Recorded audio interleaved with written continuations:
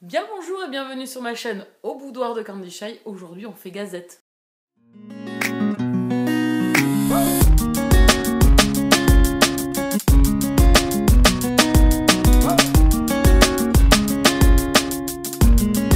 Oui, aujourd'hui on fait une petite gazette. On va pas trop tarder parce que ça risque d'être un peu long, comme je suis un peu bavarde, vous commencez à avoir l'habitude. Le tout premier roman dont je vais vous parler, je vous en ai déjà un petit peu parlé en story sur Instagram. C'est Le Tatoueur d'Auschwitz de Heather Morris. Je l'ai acheté au mois de février, je l'ai lu, je sais plus, là, très récemment. Donc voilà, il n'est pas resté longtemps dans ma pile à lire. Dans ce roman, on va suivre un jeune homme qui se fait arrêter du jour au lendemain, sans trop savoir où il part, pourquoi il se fait arrêter, qu'est-ce qu'on va lui faire faire. Enfin, à la base, il doit partir travailler pour aider l'Allemagne. C'est tout ce qu'il sait. Laïl est juif. Il va se retrouver déporté à Auschwitz, parqué dans un train à bestiaux. Hein, il remplace les vaches et les cochons.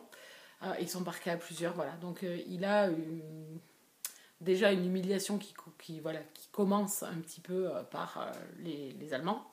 Et il arrive au camp d'Auschwitz. À partir de là, on va le suivre. On va le suivre durant ses journées, savoir ce qu'il va faire, qu'est-ce qu'il fait de ses journées, parce qu'il va se retrouver, malgré lui, tatoueur du camp. Il va tatouer les autres prisonniers qui arrivent tous les jours dans les camps. Il va aller de Birkenau à Auschwitz, souvent à pied. Voilà, donc on va suivre ce jeune homme. C'est un jeune garçon plein de joie, plein d'optimisme, plein d'espoir. Et durant tout le roman, en fait, on va garder cet espoir, on va garder ce sourire. Comme je vous l'ai expliqué dans la story, Laïl, c'est un personnage très lumineux. Au milieu de cette noirceur, on est vraiment imprégné, on nous explique bien, enfin Laïl, à travers ses yeux, nous explique bien la vie du camp, ce qui s'y passe, les atrocités. On va croiser Mengele, on va croiser des figures qui ont existé dans l'Allemagne nazie. On va les suivre et on va suivre ce jeune homme qui va rencontrer un jour en tatouant. Voilà, il essaye d'éviter de regarder bien évidemment tous ces prisonniers qu'il tatoue. Et un jour il va rencontrer une prisonnière qui arrive et dont il va tomber éperdument amoureux. Et au milieu de cet enfer, au milieu de ce côté sombre, parce qu'on est, comme je vous dis, très imprégné, les baraquements, la vie, les maladies, l'humiliation, les exterminations, les tests qui sont faits sur eux, enfin tout ça, on va vraiment être imprégné dedans, on va vraiment avoir l'impression, à travers ses yeux, de vivre un petit peu la chose. Mais en même temps, on va avoir ce côté lumineux, cet optimisme qu'a Laïl au travers de son histoire. Cette histoire, elle est racontée à la troisième personne, ce qui permet au lecteur un petit peu d'avoir un petit peu de recul sur les événements. Un petit peu, je dis bien, parce que j'ai quand même versé l'alarme. Hein. Bien sûr, on a cette fumée noire des cheminées qui extermine toute la journée. Enfin voilà, il y a vraiment une empreinte et une imprégnation du lecteur dans l'histoire avec un grand H, comme j'utilise toujours le même mot, mais c'est vrai, du côté réaliste et réel des faits qui ont été faits durant cette guerre, et aussi ce côté fictif avec ce personnage qui va essayer de nous entraîner dans son espoir de sortir un jour de ce lieu. Il va tout faire, et en fait là il est un personnage très débrouillard, très son optimisme et sa ruse vont lui permettre de traverser l'enfer. On va aussi avoir d'autres personnages secondaires, dont un qui m'a énormément touchée, c'est Silka, un personnage féminin dans cette histoire. J'ai hâte d'avoir son roman parce qu'en fait Heather Morris va écrire aussi sur ce personnage secondaire qui est Silka. Le roman sort au mois d'avril, je serai présente pour la sortie de ce roman, alors peut-être pas en grand format, je sais pas trop, je me tâte, parce que j'aimerais bien que les romans soient ensemble dans la bibliothèque et puis voilà, du même format. Mais en tout cas, Silka m'a énormément bouleversée et touchée. Et à un moment donné, Laïl va avoir des mots vis-à-vis d'elle. Voilà. Rien que les mots, c'était des mots simples, c'était des mots les plus banals que l'on puisse entendre, qu'on peut avoir dans une autre histoire. Et là, les larmes, elles ont coulé. Voilà. Laïl, il a su me mettre le sourire et en même temps, j'ai su verser la larme. Donc c'est vraiment un roman très court. Je l'ai lu très très vite. Enfin voilà, il fait 300 pages, 320 pages. Il se gobe. Voilà, en 2 soirées, je l'avais fini. Voilà, j'étais vraiment imprégnée de cette histoire et de ce personnage qui m'a touchée. Voilà, donc je vous le recommande. J'ai passé un très bon moment de lecture avec Laïl et je lirai si le cas prochainement parce que voilà, je le lirai, ça c'est sûr et certain. Je lui mets un 18 sur 20. Le deuxième roman dont on va parler, c'est Le courage d'une sœur de Kétinel aux éditions L'Archipel que j'ai reçu en service presse. Il me tardait de découvrir ce roman parce que c'est l'histoire d'une jeune fille, Sarah, qui est en 1948 en Angleterre, dans les quartiers populaires de l'Angleterre de l'époque. On va suivre une jeune fille qui s'appelle Sarah, qui a 13 ans. Sa maman est une prostituée et donc elle va accoucher d'un bébé dont elle demande à sa fille de se débarrasser. Sarah, il est hors de question qu'elle se débarrasse de ce bébé. Et à partir de là, elle va décider de l'élever. Voilà. Alors on va faire un bond temporel. L'histoire va débuter quand elle aura 13 ans. Et ensuite, on va faire un bond où elle aura 18 ans. Voilà, donc son petit frère aura grandi aussi. Hein, il a 5 ans dans l'histoire après. J'ai beaucoup aimé cette relation frère-sœur. Ça m'a tiré les larmes. Dès les premières pages, on a une sorte de retenue et en même temps une sorte de souffrance pour ces personnages. Je crois qu'en moins de 100 pages, je tirais déjà l'alarme. Jeune fille, dans sa vie, de tout ce qu'elle va essayer de faire pour élever son petit frère, pour essayer de s'en sortir, pour essayer de faire au mieux pour qu'il ait la meilleure des vies. Voilà. Elle va faire la rencontre d'un jeune homme qui va l'aider qui va l'aider à s'installer, qui va l'épauler, c'est devenu un ami. Ce jeune homme, il tombe amoureux d'elle, mais elle en aime un autre. Voilà, donc on va suivre un peu sa vie et leurs histoires. Et j'ai beaucoup aimé cette histoire. Les points négatifs. J'ai beaucoup aimé jusqu'à la fin de mon récit. Voilà, j'ai souri, j'ai pleuré. J'ai vraiment, vraiment beaucoup aimé le petit garçon, Tommy. Voilà, il m'a arraché les larmes. Alors on va passer au bémol maintenant. Le problème qu'il y a, c'est que dans la 4e de couverture de ce roman, on nous dit beaucoup de choses. Et on me dit trop de choses, encore une fois. Et j'ai le même constat, malheureusement, et moi, ça me bloque ça m'empêche d'avoir une lecture totalement épanouie, où je pourrais avoir un coup de cœur. Et ben non, parce que dans la 4e de couverture, on va nous en dire beaucoup, et on va nous en dire trop, encore une fois. Donc je vous conseille de lire que le début, là en haut, hein, vous lisez les 5 premières lignes, ça suffit amplement, vous savez si ça va vous plaire ou pas. Des fois, il y a même une petite phrase d'accroche qui vous dit de quoi ça parle, etc.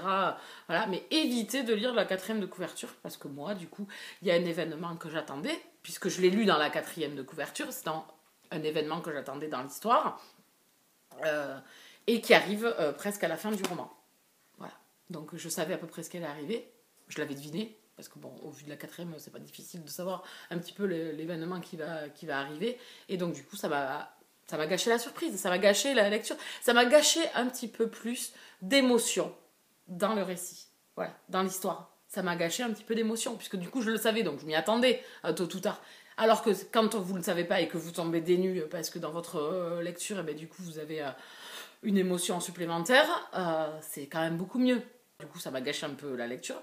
Et le deuxième point, qui est moindre, certes, c'est la fin. On attend ce moment, un moment important pour notre héroïne.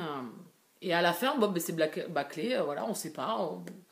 On te laisse là, en fait, alors qu'on te laisse miroiter tout le roman. T'es là, t'es en extase, tu te dis, bon, allez, quand est-ce que ça va arriver le côté heureux, pas le côté malheureux, bien évidemment, mais le côté heureux. Et du coup, c'est...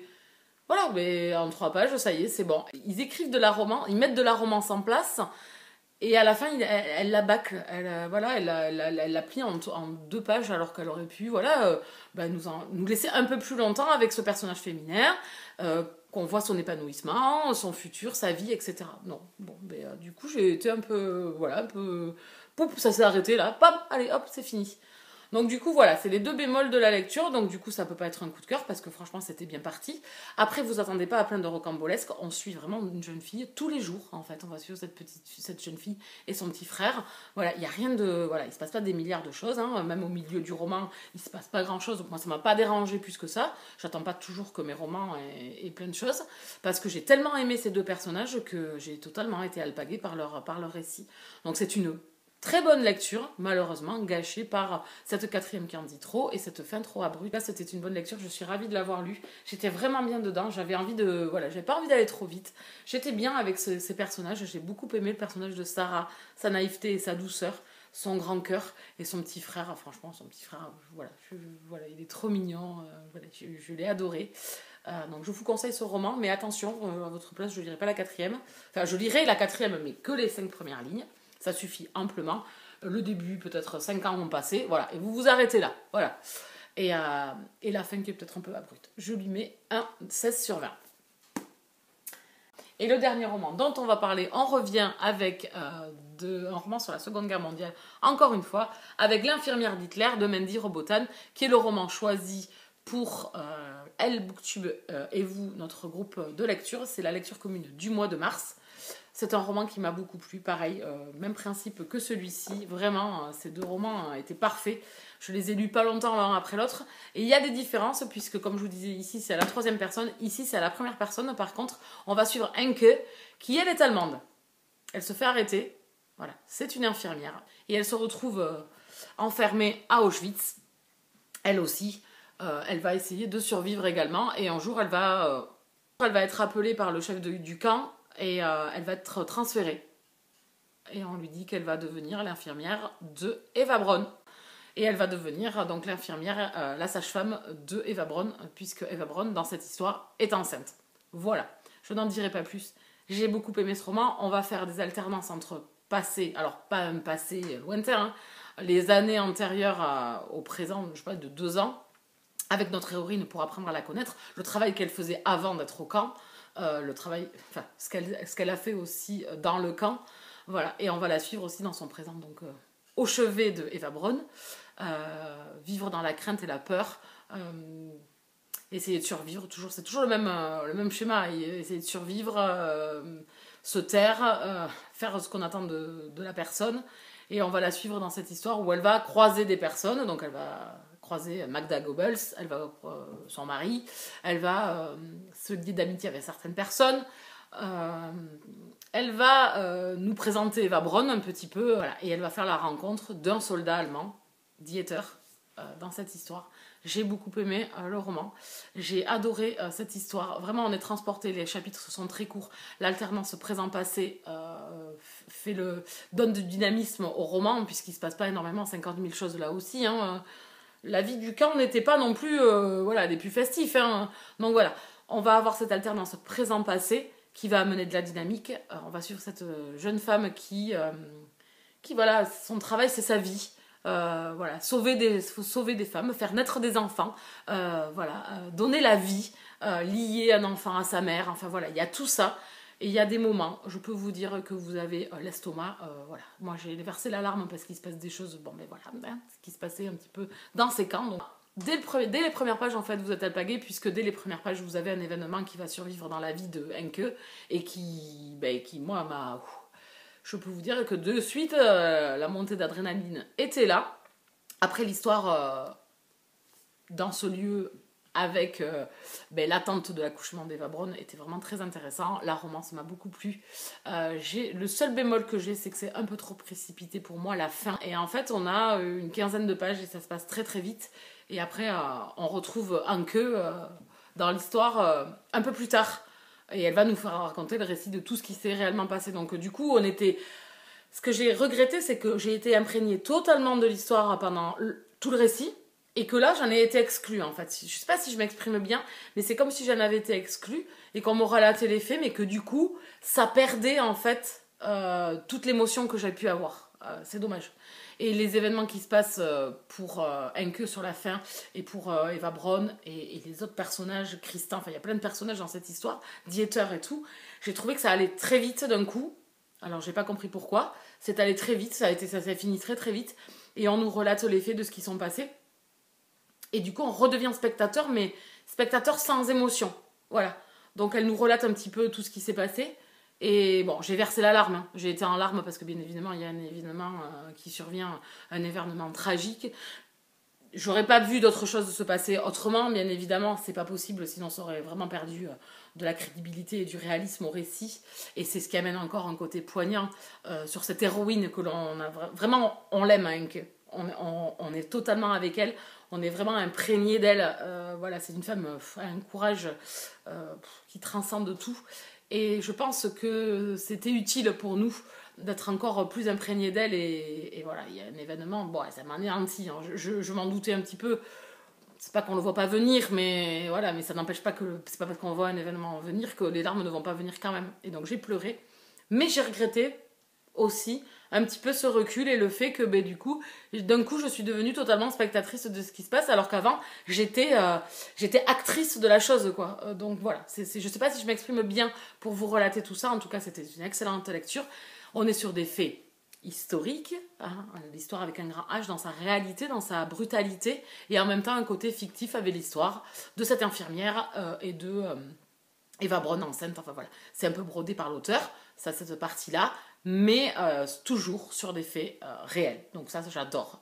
Moi, ça m'emporte. Voilà, c'est parfait. C'est voilà, comme Jagger, comme celui-ci. Voilà, donc c'est des romans que je vous conseille. Je lui mets un 19 sur 20. C'est pas le coup de cœur, mais j'ai passé quand même un excellent moment. C'est un mini coup de cœur parce que j'ai tellement aimé ce personnage féminin qui m'a beaucoup plu. Il est parfait pour Marceau féminin, je trouve. Voilà, pour moi, il est parfait pour ce thème-là de femmes, voilà, de femmes qui ont eu un courage exemplaire. Je ne sais pas si beaucoup d'hommes, même nous dans sa situation, on aurait été aussi courageux qu'elle. En tout cas, je vous le conseille. Cet auteur, pareil, roman qui est déjà sorti, La Messagère de l'Ombre, qui est déjà sorti en grand format. C'est un roman que j'attends en poche maintenant. Je le prendrai pour continuer les écrits de cet auteur, puisqu'on est aussi pendant la Seconde Guerre mondiale, avec une jeune femme qui rentre dans la résistance en Allemagne. Donc je le lirai. La Messagère de l'Ombre. Voilà, donc vous savez tout sur mes lectures. J'ai passé vraiment d'excellents moments. Là, j'ai eu, j'ai eu vraiment de très très bons moments de lecture. J'aime ces moments d'émotion. Voilà. Il y en a sans être trop pathos. Voilà. Il y en a, mais c'est pas non, vous rentrez pas dans du larmoyant parce que bon, c'est pas le but non plus. Voilà, on a besoin aussi de garder un peu notre petit cœur entier, même s'il est quand même fortement broyé après tout ça, parce que je peux vous dire qu'après ces trois-là, ouais, ça va. Hein, vous vous dites l'humain ou l'humanité, merci. Voilà, donc j'espère vous avoir donné en tout cas envie d'en découvrir au moins un de ces romans-là. En attendant, moi je vous laisse là, je vous souhaite à tous de très très bonnes lectures, n'hésitez pas à vous abonner sur la chaîne, à rester avec moi, cliquez sur la cloche pour cela, vous êtes prévenus de toutes mes parutions, mettez un pouce pour faire découvrir la vidéo, partagez à la populace, je ne vous en voudrais pas. En attendant, moi je vous laisse là et je vous dis à très bientôt. Bisous câlins.